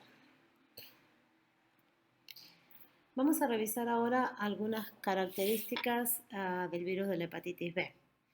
En esta diapositiva podemos observar un esquema de la partícula viral. Tenemos un virus que tiene un genoma de tipo DNA, parcialmente doble cadena, que tiene una DNA polimerasa. Ese genoma está recubierto por una cápside que tiene una proteína que es muy relevante, que es la proteína del core, ya que los anticuerpos contra esta proteína del core es uno de los marcadores serológicos utilizados para el diagnóstico. Por fuera de esa nucleocápside vamos a encontrar la envoltura viral que tiene inserta una proteína S, un antígeno S. Este antígeno S es utilizado también como un marcador diagnóstico. En cuanto al genoma, tenemos un genoma que es de pequeño tamaño, pero que sin embargo, aunque no vamos a entrar en detalles de su estrategia de replicación, es un genoma que, si bien tiene un pequeño tamaño, es aprovechado de una forma muy estratégica para poder producir un gran número de proteínas diferentes. En cuanto a la epidemiología de este virus, se encuentra diseminado por todo el mundo con zonas de mayor prevalencia, como podemos observar en el mapa. Hay algunas zonas de Asia y África donde podemos observar una mayor prevalencia de este agente. Por supuesto que debido a que existe una vacuna desde hace ya muchos años, la tendencia es que la prevalencia de esta infección vaya disminuyendo en todo el mundo, ya que esta vacuna, si bien existe un bajo porcentaje de casos no respondedores, es una vacuna de alta eficacia. Con respecto a la evolución natural de la infección, en la mayoría de los adultos la infección por hepatitis B se desarrolla de forma aguda. Esto quiere decir que la infección va a ser autolimitada en el tiempo. Como podemos observar en la gráfica de la izquierda, donde detallamos la evolución de la infección aguda, vamos a tener un pico de DNA, pico de replicación viral, simbolizado aquí como presencia de DNA del virus en el suero del paciente. Y también otro marcador que se utiliza es el aumento de enzimas hepáticas como indicador del daño hepático ocurrido luego de la infección viral. Este daño hepático es mayormente producido como consecuencia de la respuesta inmune desencadenada en el huésped.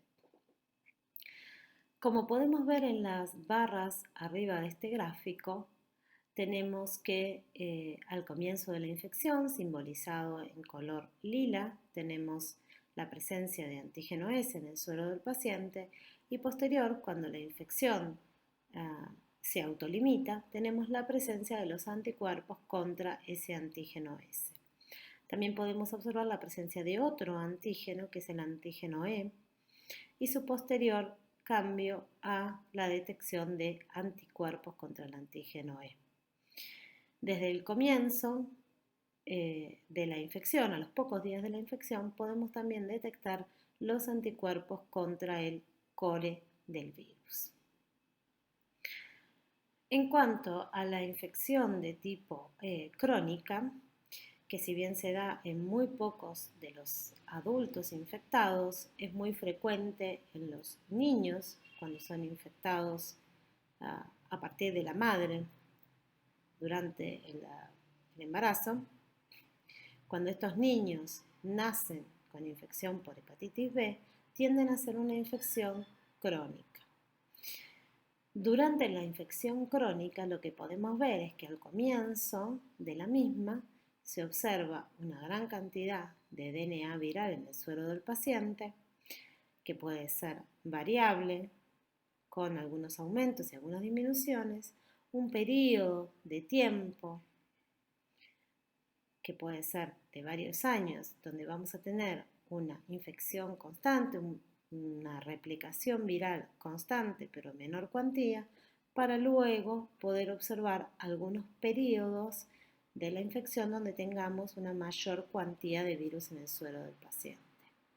Como observábamos en la gráfica de la izquierda, también aquí podemos ver en color azul la gráfica que nos muestra cómo es la alteración de las enzimas hepáticas, siguiendo a los picos de replicación viral, y que nos muestra cómo es esta alteración de las enzimas hepáticas nos muestra cómo es el daño hepático producido por la respuesta inmune.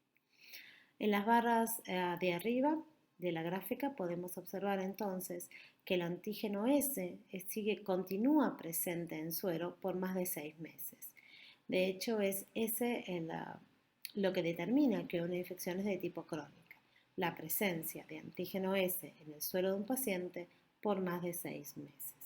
Podemos observar que aquí no se encuentra la detección de anticuerpos contra el antígeno S.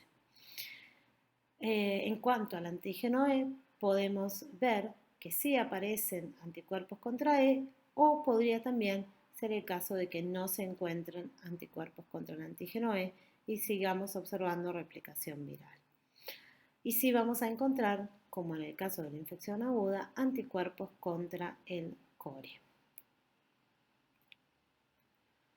En cuanto al diagnóstico de la infección por hepatitis B, es necesario realizar al menos 2 marcadores a todo screening, para así poder detectar cualquier paciente que se encontrara en una infección reciente o que haya tenido una infección pasada.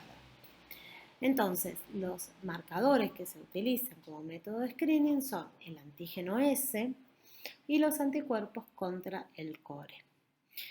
Podemos entonces, con estos 2 marcadores, tener 4 escenarios posibles.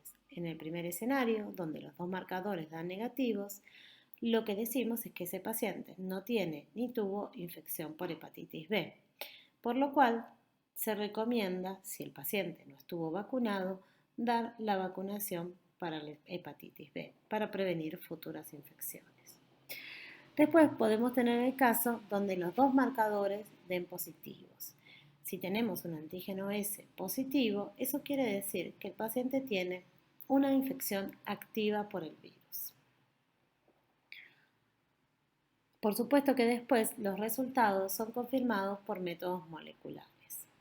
En el caso de que tengamos anticuerpos contra el core positivos y no tengamos presencia de antígeno S, vamos a estar en presencia de una infección pasada, ya que no tenemos replicación activa indicada por la presencia del antígeno S. Como les decía previamente, para el caso de la infección por hepatitis B, tenemos una vacuna con una alta efectividad, donde se ha descrito que aproximadamente entre un 5 y un 10% de los pacientes no responden a la misma. En el caso de todo el personal de salud, debe estar vacunado por ley desde hace ya muchos años. No solo es importante estar vacunado, conocer que uno está vacunado, sino posteriormente realizarse el dosaje de anticuerpos para saber si efectivamente la vacuna ejerció su efecto, es decir, si uno es respondedor a la vacuna. En el caso de los no respondedores a la vacuna, se vuelve a repetir un segundo esquema de vacunación y si no se responde al mismo, entonces se determina que esa persona es no respondedora. Es importante que como personal de salud tener conocimiento de esta situación, ya que las medidas de profilaxis posteriores a un accidente pueden cambiar. Vamos ahora a hablar brevemente del virus de la hepatitis C. Aquí vemos un esquema de la partícula viral donde vemos que es un virus que presenta un genoma de tipo RNA con una cápside proteica y una envoltura viral. En cuanto al genoma, tenemos básicamente el genoma dividido en dos porciones, donde vemos una parte del genoma que codifica para las proteínas estructurales, como la proteína C, E1 y E2, la proteína C que forma la nucleocápside y dos proteínas que van a estar en la envoltura. Y por otro lado tenemos, ejemplificado en color azul en este esquema, una serie de proteínas no estructurales, que son algunas enzimas y cofactores necesarios para la replicación viral. En cuanto a la epidemiología de esta infección, también como el caso de hepatitis B, esta infección se encuentra diseminada en todo el mundo con distintas prevalencias acorde a las regiones. También esta infección, así como hepatitis B, varían en cuanto a su frecuencia, no solo a nivel geográfico, sino también a los grupos de la población estudiados.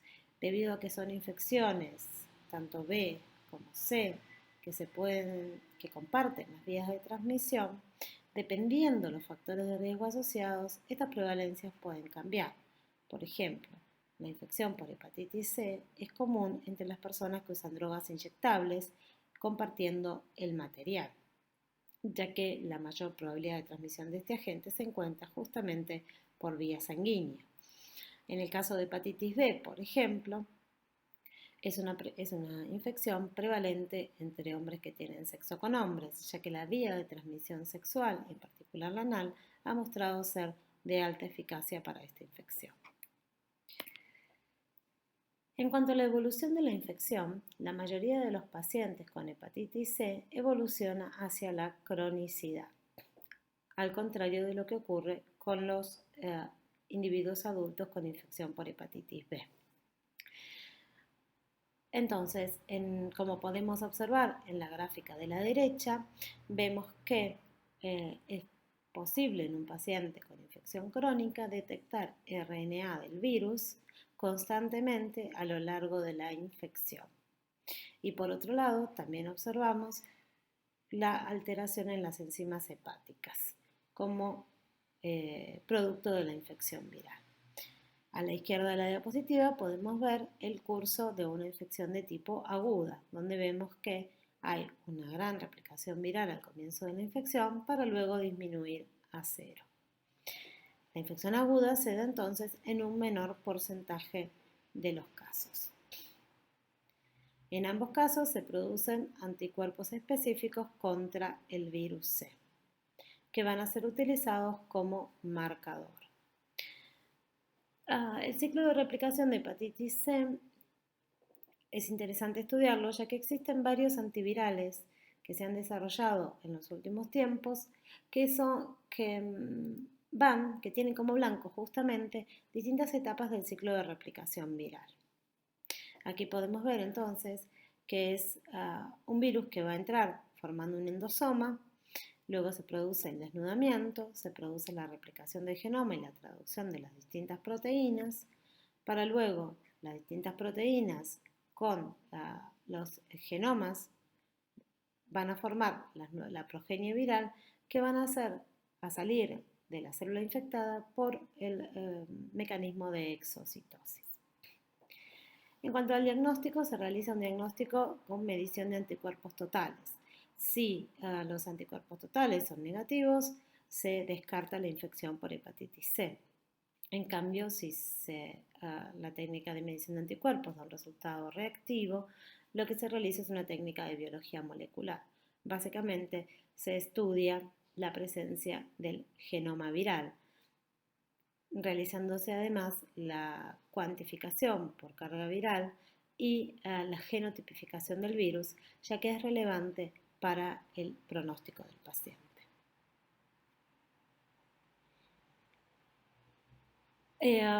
Normalmente en la historia natural de la infección por hepatitis C, si bien es variante entre las distintas personas y cambia de acuerdo al sexo y a la edad de infección y a otros factores externos, como por ejemplo coinfecciones con otros agentes virales o por ejemplo el uso de alcohol y también el uso de tabaco, normalmente a partir de la infección aguda, se da una infección crónica en la mayoría de los casos, como les decía, cercano al 80%, dándose lugar a una hepatitis de tipo crónica. El 20% va a desarrollar una cirrosis hepática y el riesgo de carcinoma aumenta de aproximadamente 1 a 4% por año.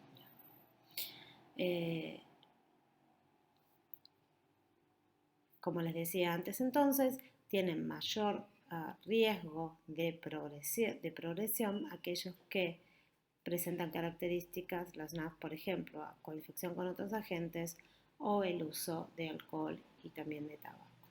También hay distinta progresión acorde a los distintos genotipos, aunque no vamos a entrar en detalles de esas características en esta clase. Con respecto a los hace algunos años solo existía la posibilidad de tratamiento con interferón y ribavirina, un tratamiento que no tenía tanta eficacia y que además tenía muchos efectos adversos. Pero desde hace ya algunos años se ha instaurado una terapia antiviral que es focalizada en distintos pasos de la replicación viral. Entonces, esta eficacia ha mostrado ser de alta eficacia, llegando a curar a la mayoría de los pacientes. Por supuesto, esta infección que naturalmente es crónica y que los pacientes pueden curarse a partir de estos tratamientos, también es cierto que los pacientes pueden reinfectarse. Y eso se ha observado en varios países. Bien, volviendo a esta diapositiva que yo les había comentado antes y habiendo revisado un poco cuáles son los virus de detección obligatoria en Argentina, el HIV, la hepatitis B, la C y el HTLV1 y 2, me queda ahora finalmente por comentarles algunas características de dos virus que tienen cierta relevancia en algunas situaciones en particular, como es el caso de hepatitis A y citomegalovirus. La prevalencia de hepatitis A es alta en muchas regiones del mundo. Este virus, por ser de transmisión fecal oral está muy asociado a las condiciones de higiene. Tenía una alta frecuencia hasta hace unos años en muchas zonas de Argentina, en muchas zonas, perdón, de Latinoamérica, como pueden ver en algunas zonas de Asia, en algunas zonas de África. Sin embargo, hace varios años que se instauró la vacunación en nuestro país, con lo cual la prevalencia y los trasplantes asociados, trasplantes hepáticos asociados a este virus cayeron drásticamente. Entonces, la vía de transmisión de este agente es fecal-oral por aguas y alimentos contaminados, eliminándose por las heces y pudiendo contaminar aguas.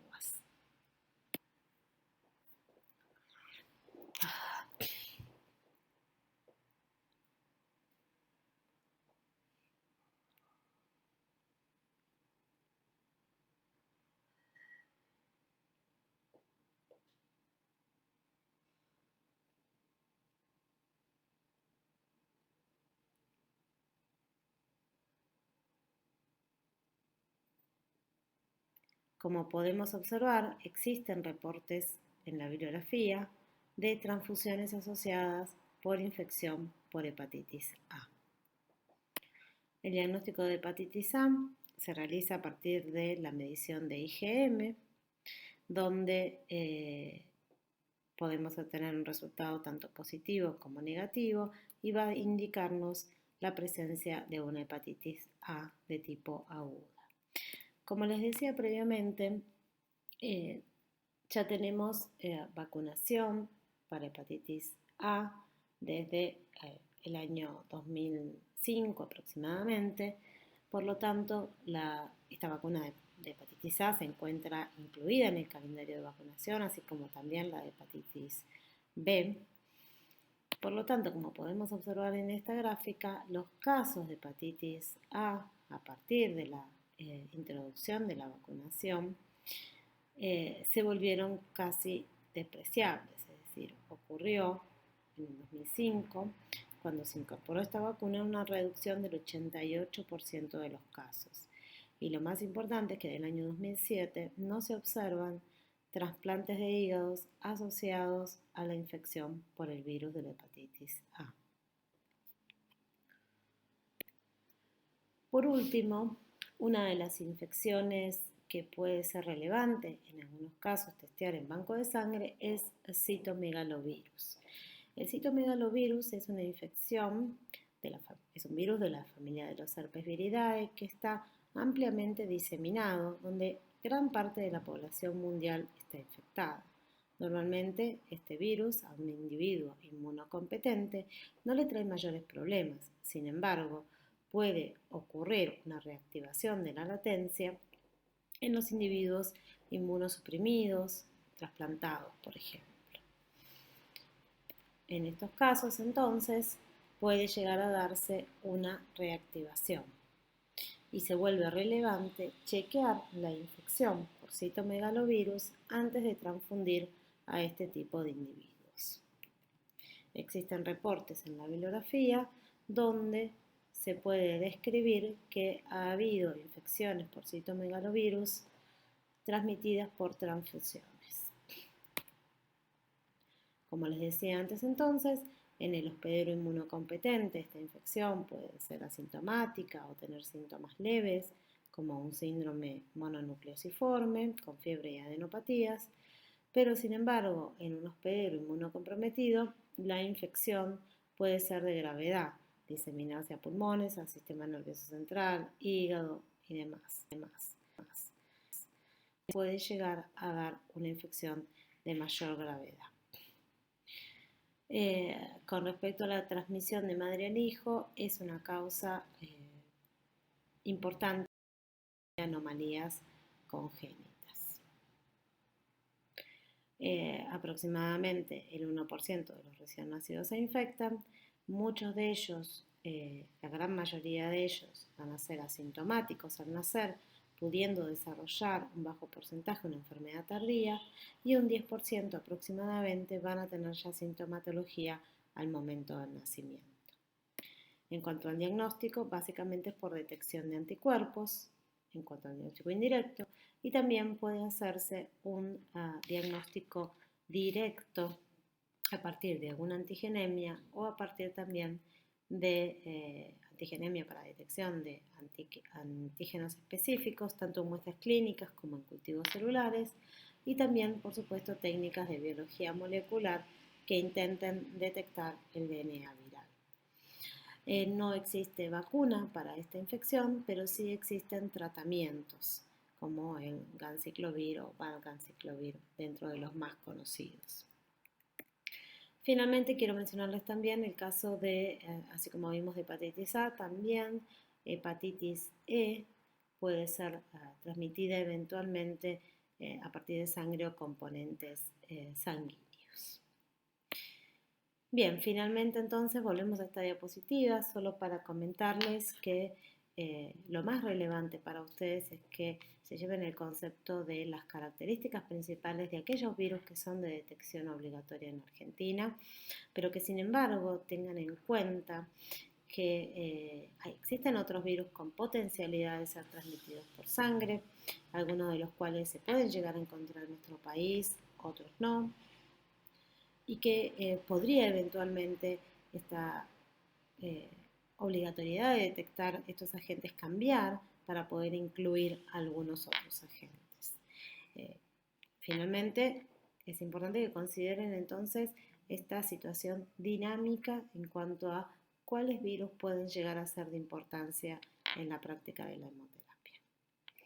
Muchas gracias por su atención.